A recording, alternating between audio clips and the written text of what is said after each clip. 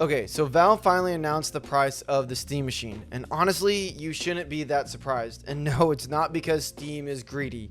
Like the video, subscribe, and let's talk about it. I think it's about time that we had an honest conversation with ourselves about the current state of computer parts, and honestly, that the days of subsidized consoles is over. And although that the Steam machine pricing shouldn't really be a surprise or shock to you, what was a surprise is my YouTube feed after they announced it. It was just video after video about Steam is going to save us. It's going to bring back the consoles. It's going to be $5.99, $3.99. And yes, I did see videos of people saying that the Steam machine was going to be $400. And I just sat here and thought, there's no way that can be realistic. But now that the price is here, we can finally have the real conversation. Not a hype one, not a theoretical one, but a real one. The Steam machine starts at $1049 for the 512 gigabyte model, and for the 2 terabyte model, it's going to be $1349. And if you want the Steam controller bundle, you're looking at $1128 for the 512 gigabyte, and for the 2 terabyte, it'll be $1428. And honestly, with all the things going on, I feel like that's a pretty good price. Now, is it cheap by pre-COVID standards? No, absolutely not. And it's kind of insane to think like that, right? However, we are not in that world anymore. We are in a post-COVID AI data center, RAM shortage, price hike, like any type of shortage you can think of in terms of computer parts, it's there type of world. And when you consider the craziness that we live in, I think that is about as fair of a price as you're gonna get. Some are saying that this is not a casual console price, and maybe they're right, or maybe this just isn't the price that we're used to. Things have increased exponentially so fast that it's hard to imagine that this is probably the new normal. And knowing the margins, or at least what Steam has led on to be what the margins are for the Steam machine, it is very likely that this is the floor of what the new normal of gaming pricing for hardware is going to be.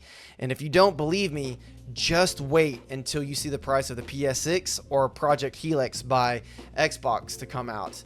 I have a feeling when that does, the Steam machine is going to look like a pretty high value deal. But that's for a future video. Back on point, the Steam machine is not a console, it's a PC, so it's going to have PC pricing. A lot of people think that Valve failed because they were unable to make an affordable console. Rather, they never made a console to begin with. They made a living room PC. And PC parts have gone out of control. And it's time for us to put down the copium and realize that things are not how they used to be. And as much as it pains me to say, it's probably never going back. And once you understand that, the price of this makes a lot more sense. However, with all that being said, just because the price makes sense doesn't mean that the price works. And I think that's where a lot of tension is for a lot of consumers. Just because the price might be fair in today's market doesn't mean that it's too expensive for the average consumer. Fairly priced means that Valve may genuinely be selling this thing for the actual cost of the parts that it is made out of, or pretty darn close. Too expensive means that a consumer looks at this and asks themselves, why would I buy this instead of that? Or simply, why don't I just make my own? And these are very fair questions. But I don't think it's fair to say that Valve is greedy, or Valve good, everybody else bad, or this is an L take for Steam. Like, I don't think any of that stuff is actually productive, and people don't really know what they're talking about. I think something that is much better to ask, or why did Valve actually build this? Why did people expect it to be cheaper than it actually was? Is it worth it? And the biggest one, who is this for? 4 months, people have talked about how the Steam machine was going to be this savior of gaming consoles. The delusion was so real on my recommended feed, on my news feed for YouTube. Every channel, every thumbnail, every title was Steam's new console. It's going to be $500. Like, it was insane. People wanted Valve to come in and drop a $500 Steam box under the TV, give everyone access to their Steam library, and make Xbox and PlayStation panic and somehow reset the entire console marketplace overnight. That was never going to happen. In my last video, I said that the Steam machine was probably not going to be sold like a normal console. The reason I said that is because Valve had already made a statement saying that they were not going to subsidize this machine the same way that Sony subsidizes PlayStation or Microsoft with Xbox. I said that it was probably going to be sold more like a mini PC that just runs SteamOS. And that's exactly what happened. Valve has basically said that they do not see this thing as a traditional console. They see it as an extension of PC gaming. That matters because the console model that Sony and Microsoft have traditionally used is not just sell a box. It's sell a box at a loss and make up that money later through the ecosystem. From video games to accessories to subscriptions to online services, etc. And to be clear, that model is not automatically evil. Don't forget that consoles became popular for a reason.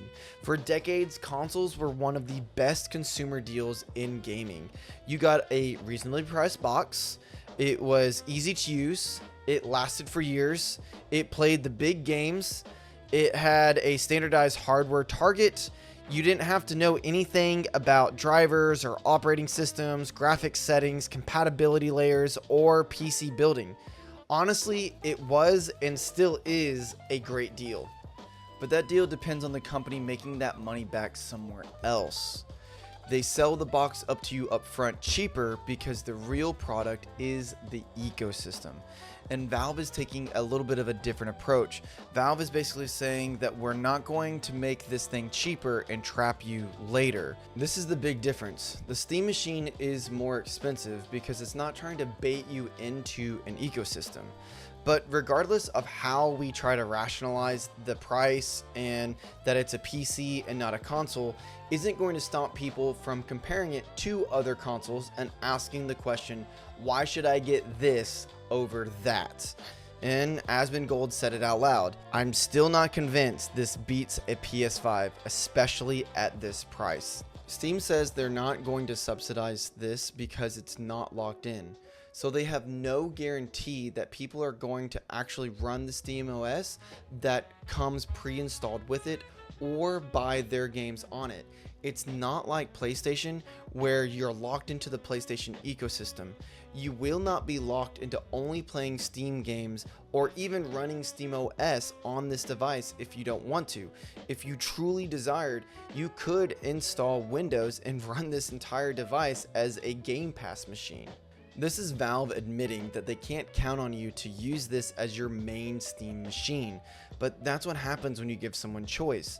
They don't have to use the device as intended, unless, in fact, that this wasn't a console and it had a built-in desktop mode for you to be able to use it for other things other than gaming.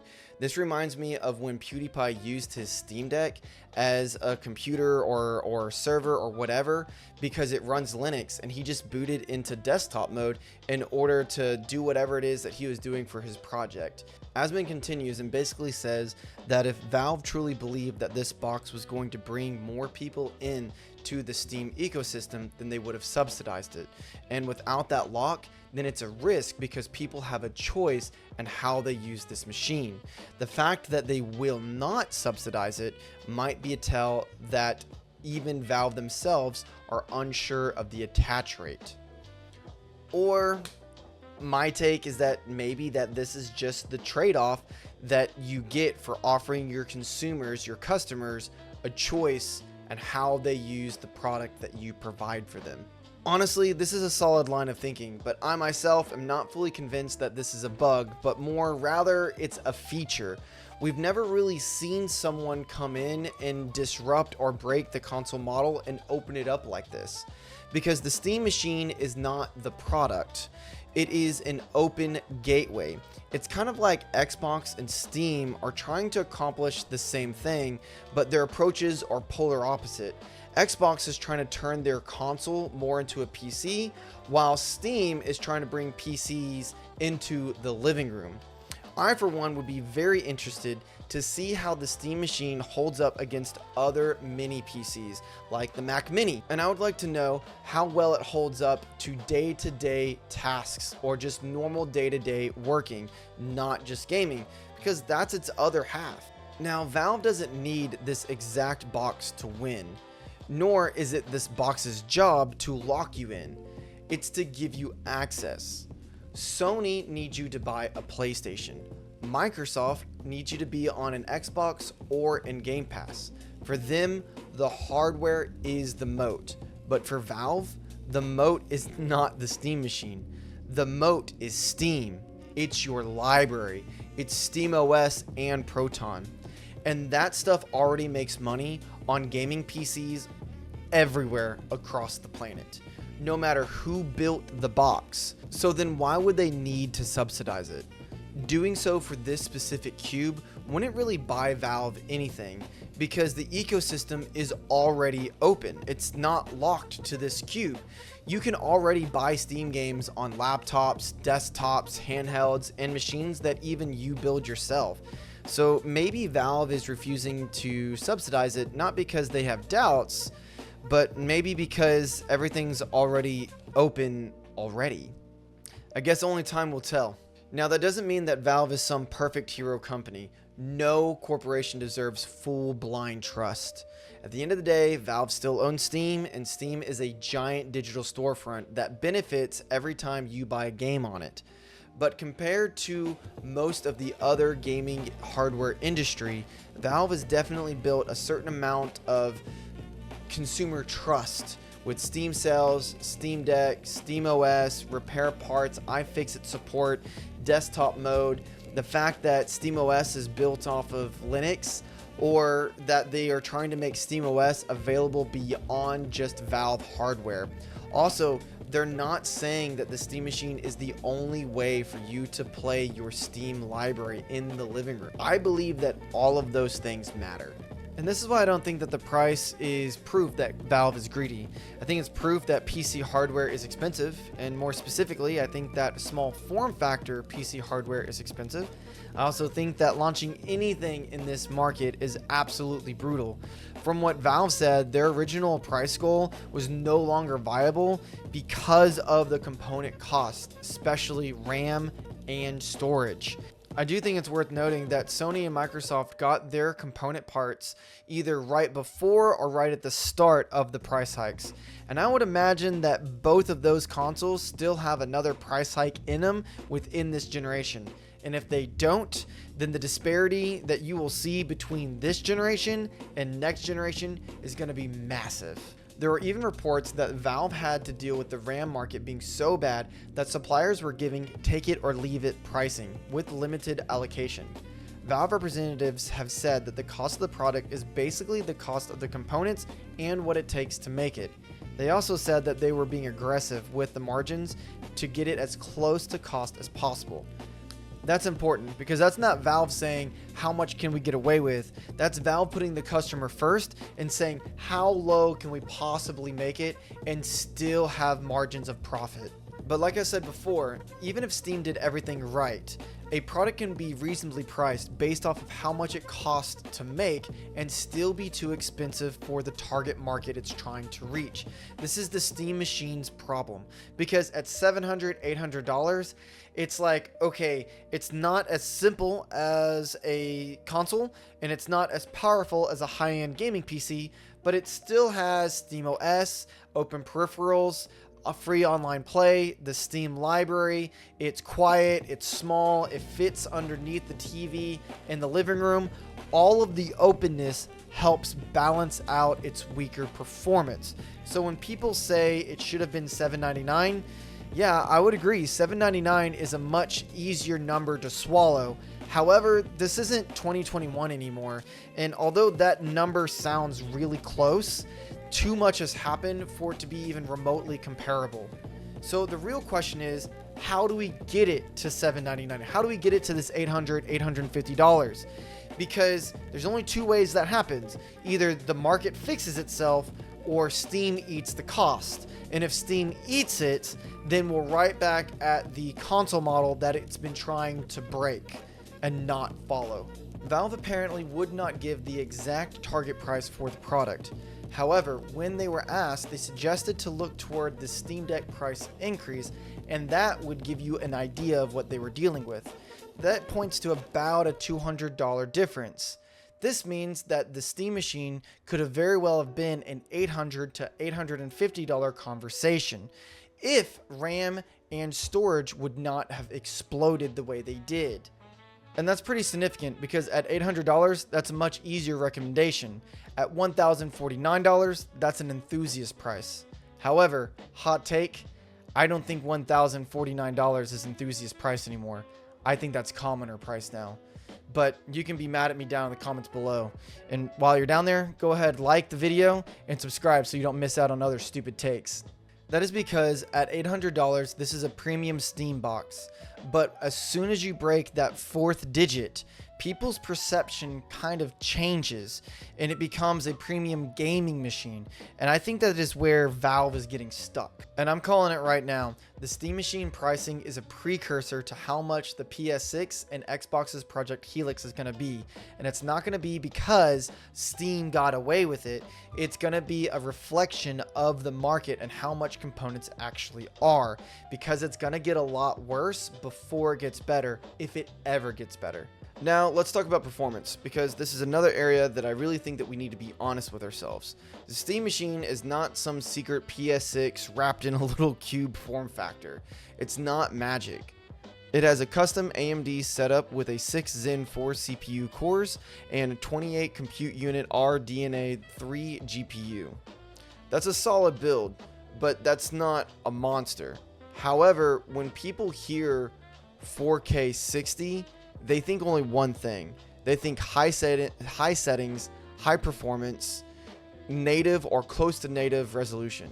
And I think that this is where Valve got into a little bit of trouble with their messaging. Because originally they had on their website 4K gaming at 60 FPS with FSR.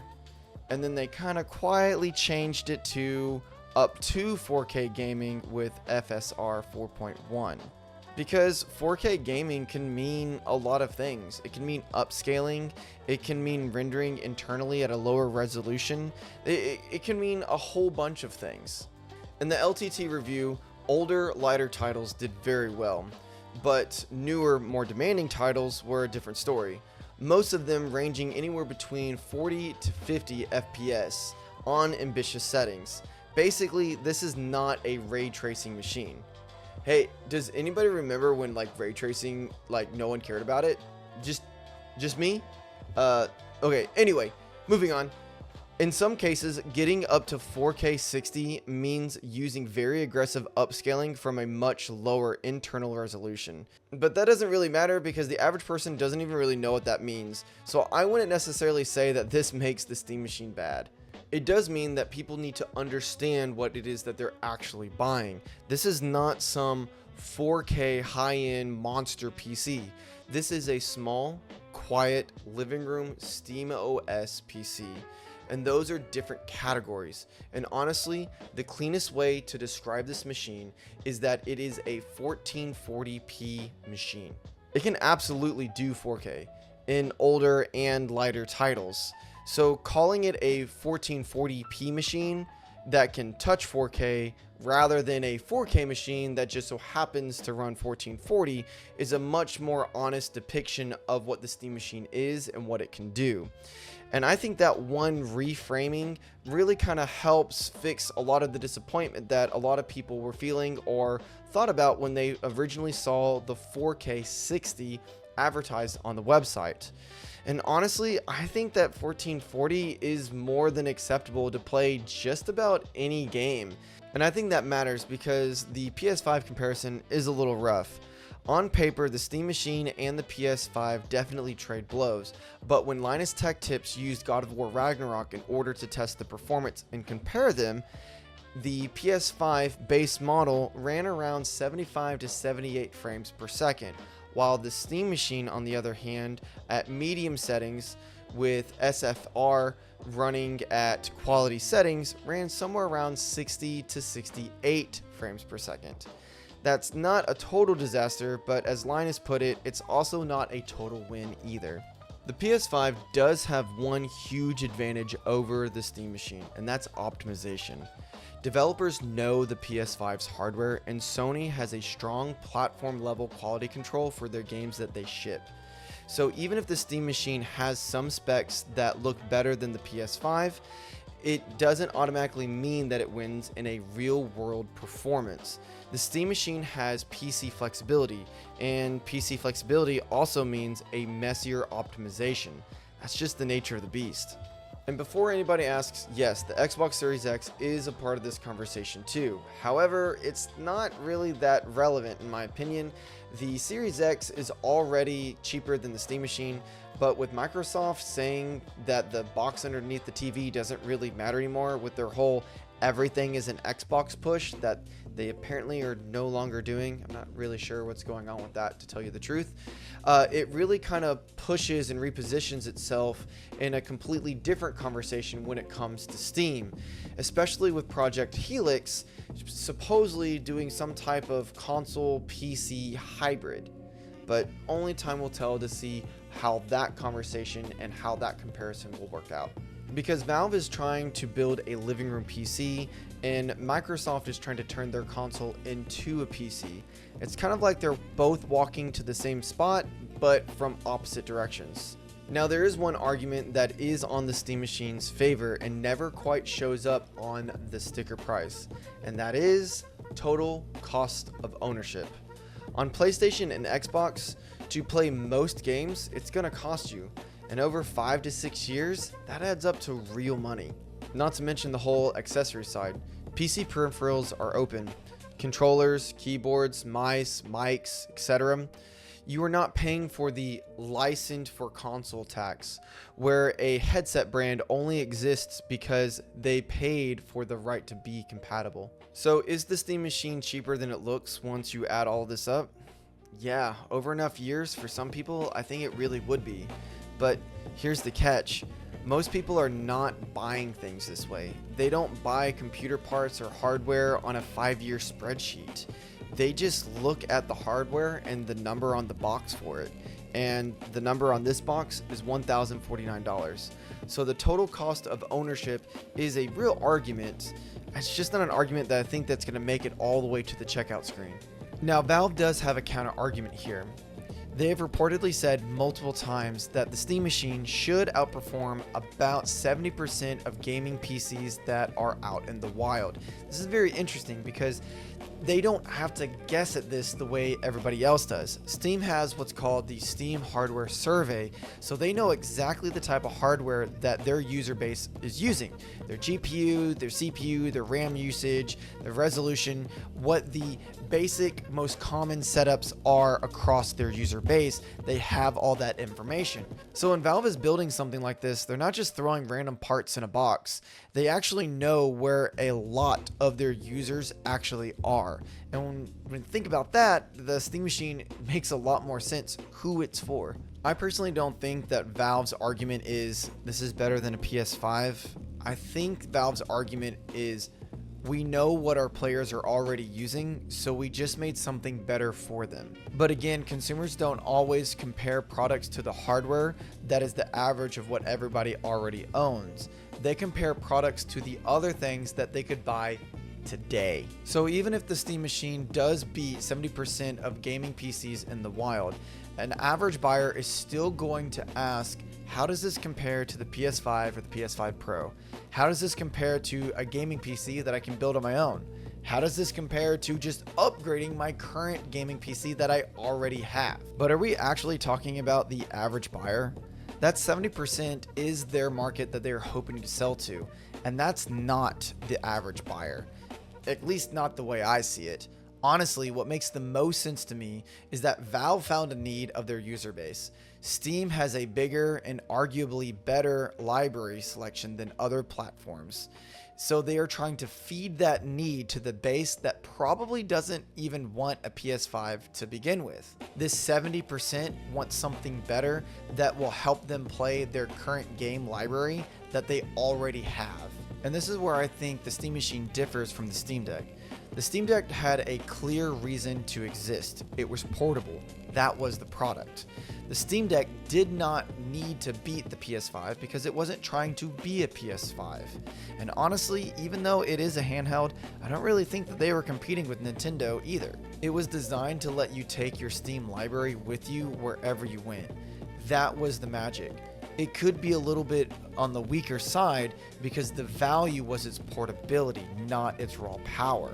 It was so that way you could play your PC games wherever you went. The Steam Machine doesn't have that. It's just a box that sits under the TV. And once you're a box that's under the TV, you get compared to all the other boxes under the TV.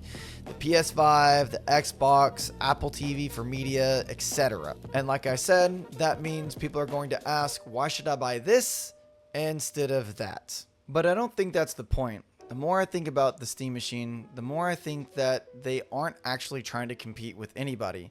They're just trying to feed a need of their user base that, according to them, are overwhelmingly using underperforming hardware. And that is who I think that this is for. The person who is a part of that 70% or even has no computer and only has a Steam Deck. They are already in the ecosystem. And now Valve says, hey, do you want the same experience but smaller, quieter, stronger, and underneath your TV? For that person, the Steam Machine makes a lot more sense. Not for the person who already has a $3,000 like gaming rig. Not for the person who only wants a PS5. But the person whose Steam Deck got them into the ecosystem or is a part of that 70% that now wants to go the next step up, but they don't want to do the research or build their own PC. The Steam Deck puts Steam in their hands. The Steam Machine puts it in their room. And like it or not, it's reasonably priced based off of the market today. So, is the Steam Machine worth it? Well, that depends entirely on who you are. If you're a casual gamer and you only want to play a few big titles and you want to be on the couch, then it doesn't really make a lot of sense over the PS5 or the Xbox Series X. Those consoles are cheaper, they're simpler, and they're more familiar. And they do the console job better because, well, that's what they are. If you're a high-end PC gamer with a huge, powerful rig, this might not make sense either, unless you just want a second device in the living room. But if you are someone with a large Steam library, who's a part of that 70%, someone who loves the Steam Deck experience but wants that PC gaming on the couch, who also doesn't want to build a PC, who wants a small quiet box under the TV, who values desktop mode, web browsing, media access, open peripherals, free online play, Proton, Linux, and the SteamOS, then the Steam Machine is for you. Not because it's cheap, but because it's specific. And that's where I think that the YouTube hype got it wrong. The Steam Machine was never going to save consoles by being this cheaper one. It wasn't going to be the new Xbox or PlayStation or try to be something that it's not. The Steam Machine matters because it shows what happens when PCs move into the living room in a small form factor in a meaningful way. It's not a giant tower. It's not Windows with a controller taped to it. It's not Steam Link, and it's not some hacked together hobby project. It's a real product that's a small form factor with a polished interface and a controller that is designed for games and PC navigation. And it has a library storefront that people already use and that people already own. The long and the short of it is this: Valve built a living room PC and priced it like a living room PC, and accidentally exposed just how unrealistic the old console conversation had become. Because everybody wants the benefits of a PC, but they want it priced like a subsidized console from 6 years ago. And that math doesn't work out in today's world. So no, the Steam Machine is not cheap compared to old markets that we're used to. No, it's not meant for everyone, and no, it's not some magic console killer. And yes, I understand why a lot of people are gonna hard pass on this, and that's totally fair.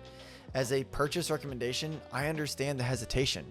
I mean, I myself am not even sure if I'm gonna get one. I mean, I'm definitely not falling in that 70% of low-end hardware. My gaming PC's pretty stacked, honestly, and it does really well, even though it's about 4 or 5 years old. And if I'm being completely honest, the Steam Deck appeals to me way more. I love handhelds, and I don't really need something to go underneath the TV. So I don't really think that the Steam machine is meant for me. That being said, I do think as a industry signal that the Steam machine is very important. I believe that it's the dawn of a new era. I'm ParaDiddlePete. That's the end of the video. If you liked it, give it a thumbs up. If you really liked it, subscribe so you don't miss out on further content. And let me know down in the comments below, is the Steam machine too expensive, or is this just how much hardware costs in today's world? I'll catch you in the next one. Makle Checo.